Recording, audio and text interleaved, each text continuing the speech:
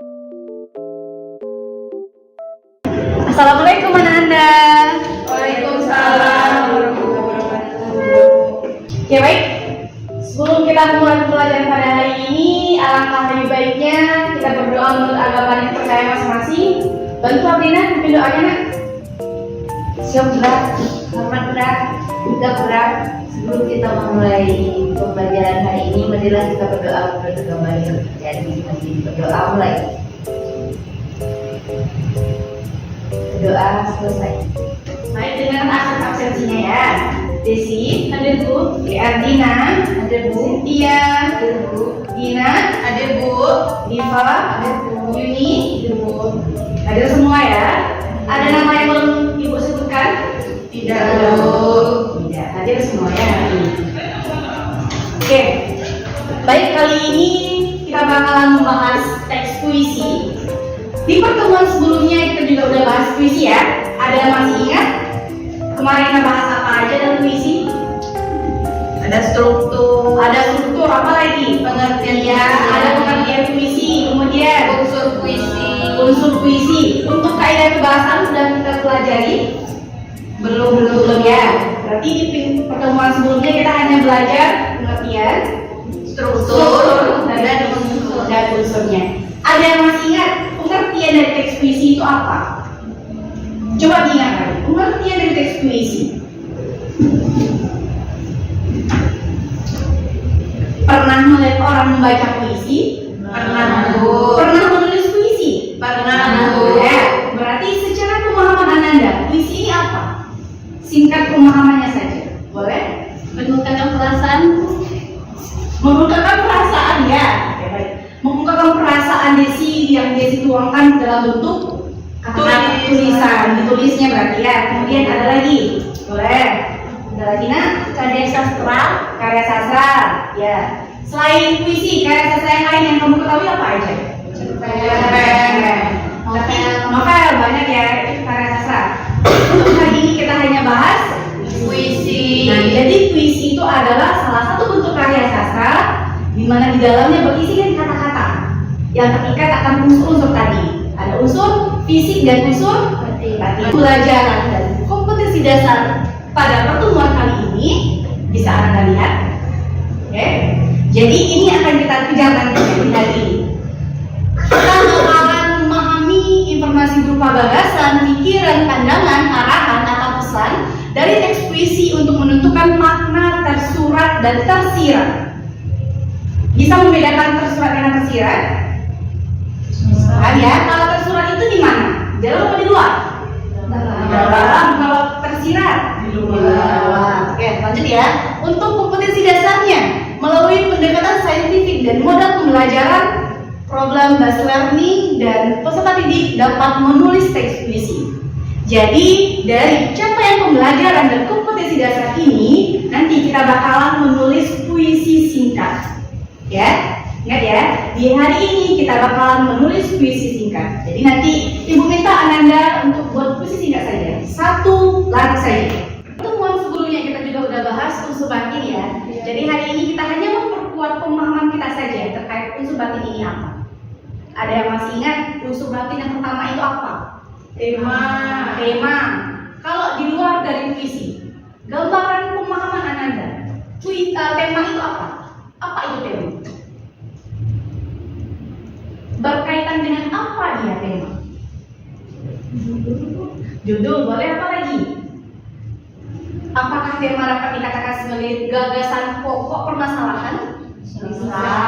Kalau kita balik kepada puisi, apakah bisa itu kita sebut gagasan pokok atau pokok permasalahan yang akan kita bahas?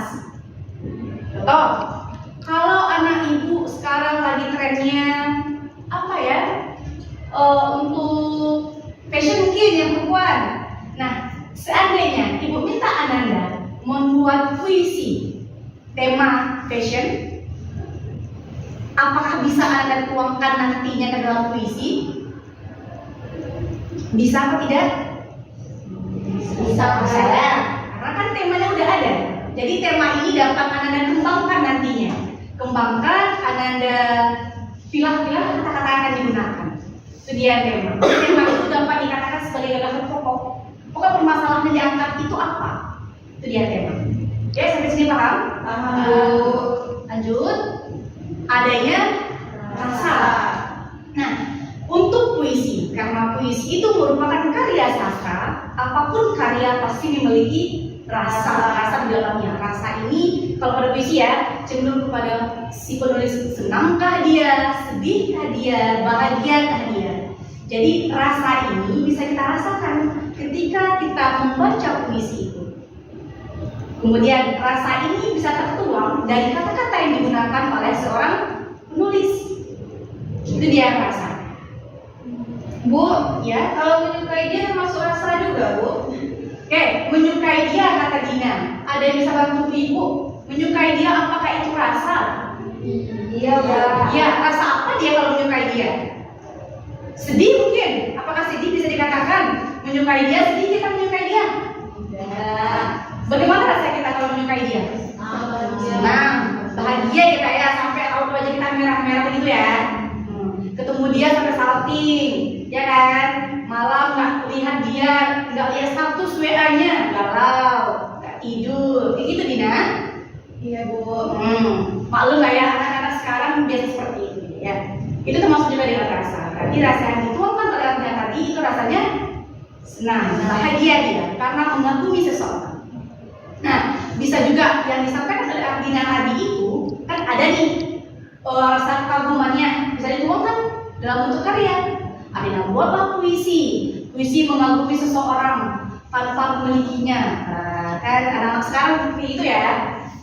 Ada apa namanya nih singkatannya STM, apa namanya HTS ya, HTS ya, HTS hubungan tanpa status. Itu kan anak-anak sekarang ya, kaum Gen Z itu pasti kenal dengan HTS. Seperti itu dia yang rasa.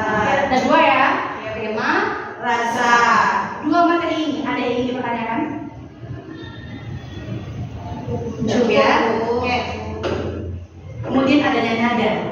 Nada yang balik lagi. Nada ada yang kalau nada yang sedih nggak mungkin ya orang ngomongnya keras. Masa dia sedih ngomongnya keras? Kalau bahagia bisa suaranya pasti keras karena dia bahagia. Itu dia nada. Kemudian adanya amanat. Nah, banyak karya sastra. Apapun karya sastranya, apapun karyanya pasti ada amanat. Amanat nih, apa amanat? Menurut Ananda, amanat itu apa? Pesan, Bu. Pesan, Bu. Kalau menurut Diva, amanat itu apa? Pesan, Bu. Pesan juga. Kemudian karena amanat itu adanya pesan, adanya informasi. Informasi apa yang kita ambil? Pengalaman, pembelajaran apa yang bisa kita ambil dalam karya sastra ini? Karena ini kita bahas apa yang kita bahas hari ini? Puisi. Berarti amanat yang terdapat di dalam Puisi. sesuai dengan tujuan pembelajaran kita ini. Tujuan pembelajaran kita adalah memahami informasi makna yang terdapat di dalam teks puisi. Oke. Bisa Ibu lanjutkan? Bisa, Bu. Oke. Oke, baik. Kali ini Ibu akan menampilkan satu buah puisi karya Suparji Djoko Darmono. Suparji Djoko Darmono ya, merupakan sastrawan yang terkenal. Yang terkenal dengan puisi-puisinya. Biasanya ini anak-anak Gen Z ini yang suka dengan karya puisinya ini. Kalau yang Bapak Suparji ya. Nanti ini ada satu buah puisi. Satu buah puisi ya. Judulnya Aku Ingin. Perintahnya, instruksinya. Silakan Ananda pahami puisi ini. Oke, pahami puisi ini. Kemudian tugas yang keduanya, tuliskan di kertas satu lembar apa makna, apa hal yang dapat tercermin, tergambarkan dalam puisi Aku Ingin ini. Yang ketiga, setelah dituliskan, nanti Ibu akan meminta 2 orang dari Ananda untuk menampilkan hasil tulisannya.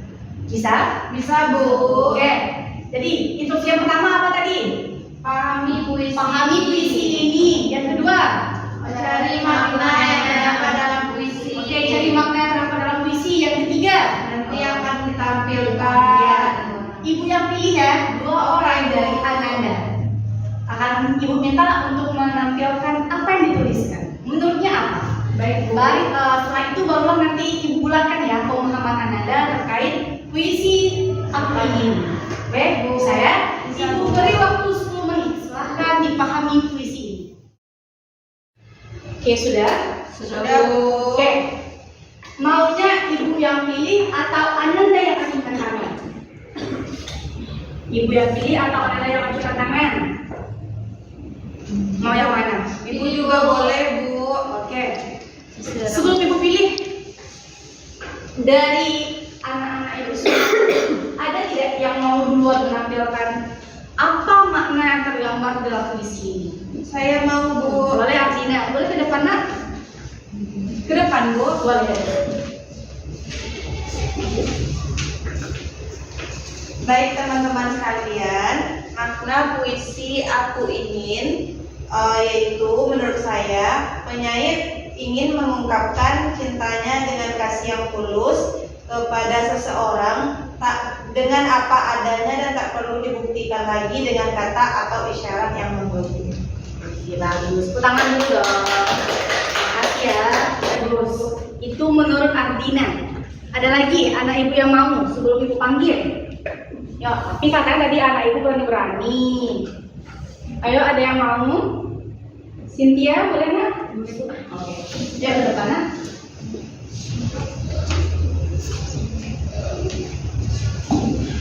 Baik, adapun makna dari puisi tersebut yaitu maksudnya keinginan untuk mencintai dengan cara yang tidak terucapkan tetapi bisa dirasakan. Jadi itu ada rasa perasaan cinta yang sederhana dan tulus gitu kepada kekasihnya tanpa mengharapkan imbalan gitu. Oke, baik. Tepuk tangan. Bagus-bagus semua ya. Anak ibu berani, mau menuangkan gagasannya, berani tampil ke depan, pintar-pintar juga ya. Benar semua. Yang disampaikan oleh anak-anak ibu itu benar. Pemahaman Anda benar.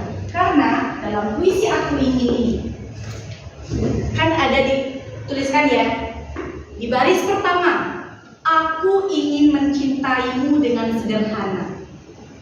Aku ingin, berarti si penulis ingin mencintai dia dengan sederhananya. Untuk yang kedua, baris keduanya, dengan kata yang tak sempat diucapkan, kayu kepada api yang menjadikannya abu. Berarti si penulis dia ingin sekali. Ini potongan ya, hanya potongan puisi Aku Ingin ini. Ingin dia mengungkapkan perasaannya. Dia nggak ingin orang lain memiliki si orang yang disukai ini. Dia sangat-sangat mencintai ini. Sangat-sangat mencintai seorang yang dikaguminya. Itu dia. Karena kan ada kata-katanya nih, dengan kata yang tak sempat diucapkan, kayu kepada api. Benar, kayu bisa berkata kepada api? Tidak. Kenapa nggak bisa kayu ngomong sama api? Sama kayak benda mati. Oke, benda mati.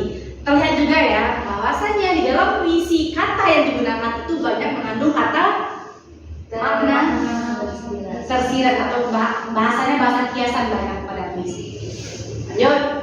Aku ingin mencintaimu dengan sederhana, dengan isyarat yang tak sempat disampaikan awan kepada hujan. Balik lagi, awan kepada hujan. Awan bisa ngomong? Tidak. Hujan bisa jawab? Tidak. Urutin lagi ya, bahwasannya dalam puisi itu terdapat makna kiasan. Bahasanya itu bahasa kiasan ya yang digunakan. Apa gunanya, Bu? Itulah gunanya puisi, untuk memperkuat makna, memperkuat perasaan yang dituangkan oleh si penulis dalam bentuk karyanya. Oke? Paham? Sampai sini paham? Paham, Bu. Oke. Sudah dua tugas kita ya. Terakhir, ada yang masih ingat apa tugas kita terakhir yang Ibu sebutkan di awal tadi? Apa Desi? Menuliskan puisi? Benar sekali Desi, menuliskan puisi. Nah, kali ini Ibu kasih Ananda waktu 5 menit. Silakan buat puisi cukup 4 baris saja. 1 bait. 4 baris saja, ungkapkan perasaan Anda hari ini. Terserah mau apa, mau bagaimana terserah. Bebas temanya. Kumpulkan tugasnya. Bantu Ibu tugasnya nak.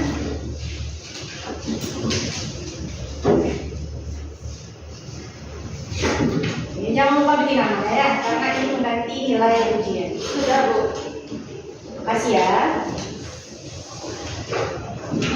Oke. Ya. Jadi ada yang bisa membantu Ibu untuk menyimpulkan apa saja kegiatan kita pada hari ini? Lina boleh? Ya, baik, Bu. Puisi adalah suatu karya sastra yang dituangkan dalam bentuk kata. Nah, dalam puisi juga ada tema, ada rasa. Nah, dari materi yang kita pelajari tadi berdasarkan puisi dari Sapardi Djoko Damono yang berjudul Aku Ingin, di mana di sana ada isyarat bahwasannya dia sangat ingin mencintai pasangannya tanpa adanya paksaan. Itu saja, Bu. Oke, terima kasih. Terima kasih ya. Bagus sekali Dina. Benar disampaikan oleh Dina. Kali ini kita udah bahas tadi ya, udah bahas unsur batin dari puisi. Apa itu tema, apa itu perasaan, apa itu nada, apa itu amanah. Dan pun kita juga sudah melihat, mengamati bagaimana maksud dari puisi Aku Ingin. Kemudian tadi juga Ibu sudah minta Ananda membuat 1 buah puisi. Ya, di pertemuan selanjutnya kita bakalan membahas kaidah kebahasaan dari teks puisi. Silakan Ananda pelajari di rumah apa saja kaidah kebahasaan dari teks puisi. Baik, Bu. Oke, paham ya? Bisa ya? Paham, Bu. Apa tugasnya di rumah?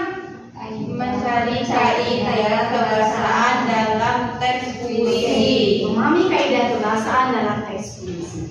Jadi di pertemuan besok selanjutnya Ibu akan memperkuat pemahaman Ananda terkait kaidah kebahasaan. Ya, bisa? Bu. Ya, berhubung jam istirahat sudah hampir lagi berbunyi, silakan kemas-kemas dulu barangnya. Siap-siap dulu kemas-kemas. Dan sudah berkibar ya. Ya, Baik, Ibu izin pamit. Terima kasih buat hari ini. Tutup Abina. Perjumpaan kita pada hari ini, Dina. Maaf Ibu.